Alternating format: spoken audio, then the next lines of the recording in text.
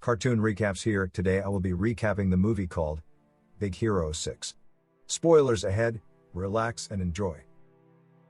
Somewhere in a city called San Francisco, some set of people are gathered to watch a bot fight.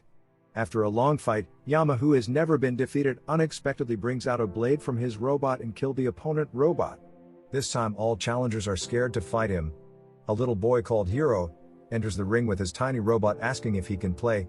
Yama, seeing his robot, laughs terribly at him and asks him to go home. But as he brings a large amount of money to bet, Yama allows him to play. In the first round, Yama smashed his robot without even getting him to do anything. Yama makes fun of him and he takes all the money from the bet, but Hiro insisted to try again. Yama tells him he is a loser and he should just go home, but immediately Hiro brings out more money to bet. Yama allows him to play again. The fight started. Hiro surprisingly changes his robot into destroy mode. Yama is shocked as the robot starts to dodge all his hits. Hiro robot dismantled every part of his opponent robot body and finally destroyed it, which leaves Yama at the most shocking moment of his life. Hiro collects all the money, but Yama, who is so disappointed at his defeat, takes Hiro robot from him and instructed his gang to teach him a lesson. Hiro is about to be attacked when his senior brother called Tadashi comes to his rescue with a bike and escapes. Hiro also controls his robot way out of Yama's possession. Tadashi scolded him that robots fight is illegal and he can be arrested if he's caught, but Hiro keeps defending.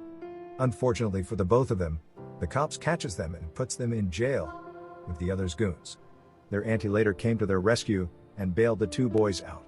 Firstly, she confirmed they were okay, then scolded them for putting themselves in a kind of situation like that.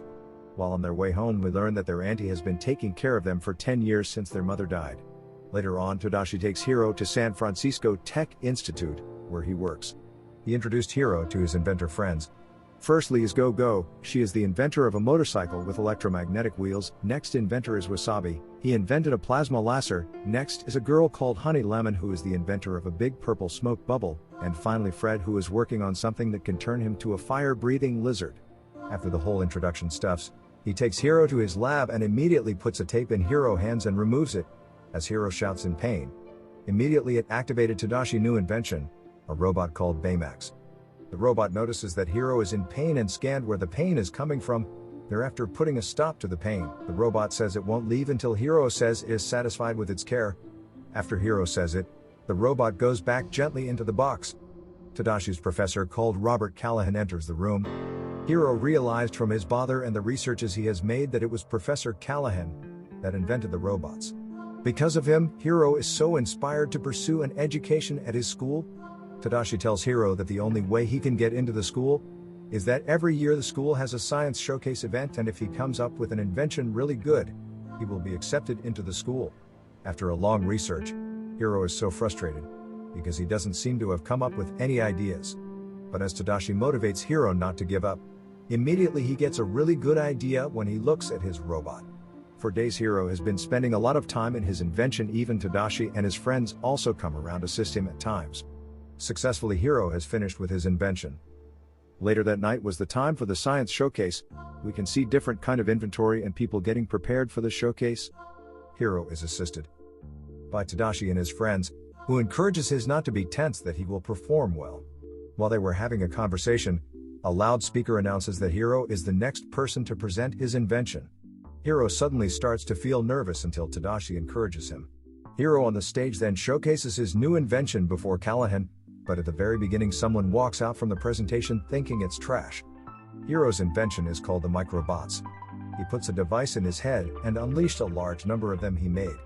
He explains to them that those microbots are controlled with a transmitter in his head, and you can make it whatever you want it to be and do whatever you want it to do.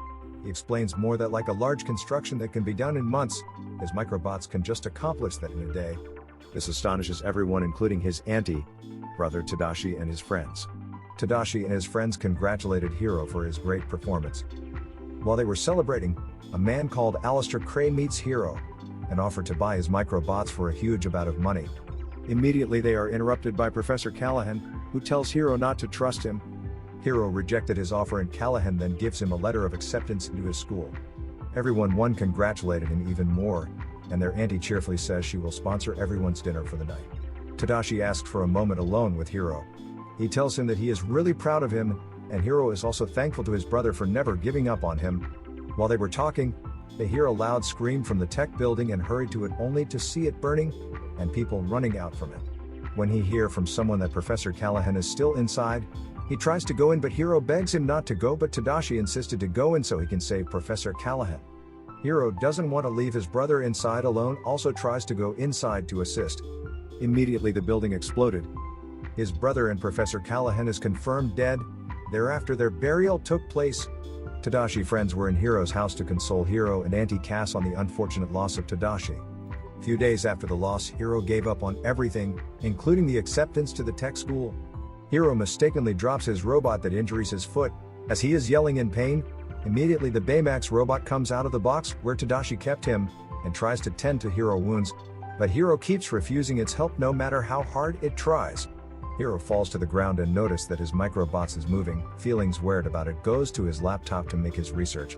Baymax tells Hiro that feels the robot is about to go somewhere, but Hiro doesn't care. He is just focused on what he is fixing. Before he could realize it, Baymax is already gone. He looks at the window to see Baymax at the road following the directions of the microbot. Hiro chases Baymax until they got to a warehouse. Hiro was like, "Is he crazy?"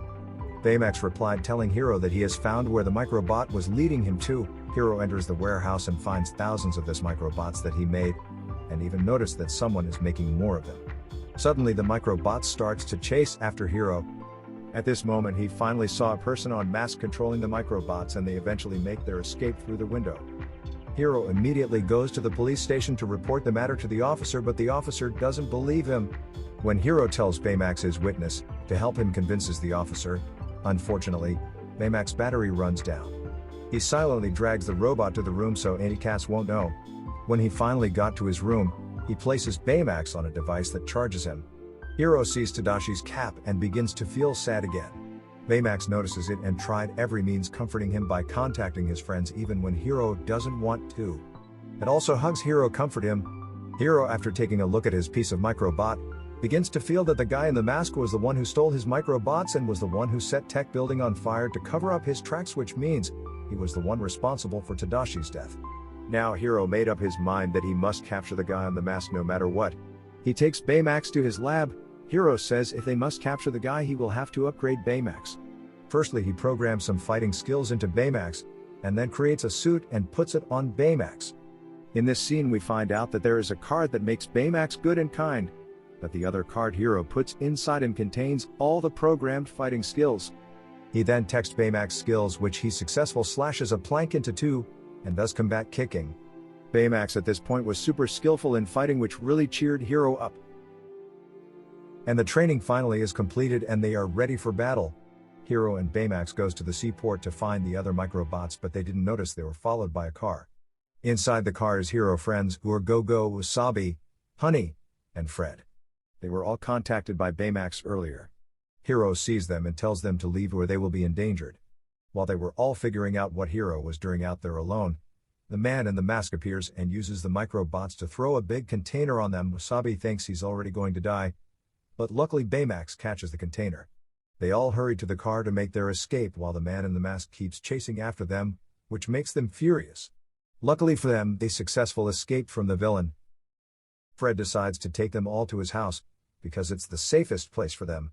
When they got there, they were really shocked that the Fred they knew all this while came from a very rich family. He takes them to his room with a whole bunch of texts, collections of monster statues, and comic books. Hiro keeps wondering who was behind the mask that attacked them. Fred then proposes a theory and concludes that it no other person but Aleister Cray, the man that wanted to buy Hiro microbots, but he refused. Hiro then decides that he is really going to catch the guy. But by doing so, he will need to upgrade not just Baymax but his friends also. He starts working on different kind of weapons for all of them. Honey has a ball that turns to a trap immediately it reaches its target. Go-Go has an electric rollers blade that moves at high speed. Wasabi has a laser machine in his hand used for cutting stuffs, while Fred is on a monster suit that brings out fire from its mouth. Hiro then makes a suit for himself and for Baymax too, as he adds some features like the flying fist, which amazing everyone, and also making Baymax to fly. He even puts it to text by flying on Baymax's body around the entire city. Later on, Hiro uses Baymax to carry his friends to the location of where the villain is. When they enter the lab, they were attacked by the villain but were protected by Baymax. Now their plan is to remove the mask to prevent him from controlling the microbots. After a tough fight between the group, the masked man defeated all of them, but when he was about to finish them off, Hiro comes from the corner and punched him in the face, and at the same time removing the mask. The person behind the mask is revealed to be Professor Callahan.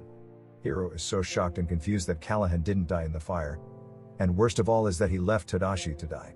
Hiro becomes so angry and reprograms Baymax to destroy Callahan. Immediately Baymax fire a Brookasy at him. His friends feels this was out of the line and tried to stop Baymax but ended up being pushed away. Baymax in this mode was trying to kill Callahan, but Hiro friends keeps getting in his way, trying to stop Baymax from killing Callahan. As Baymax is about to finish the job, Go-Go quickly reprograms him into being good again, making Callahan to escape. Hiro is really angry that his friends tried to stop him and leaves them. Hiro returns home to fix the damages on Baymax. Meanwhile, his friends came to where he was, and Hiro suddenly apologizes to them for his actions. They are back together again. Now they all decided to embark on catching Callahan again, but in the right way. They made him when he was about to harm Alistair Cray. After a long fight between Hiro team and Callahan, Hiro defeated him and immediately removes his mask and makes him lose control of the microbots. The movie ends with when the cops arresting Callahan, and justice for Hiro's brother was finally served.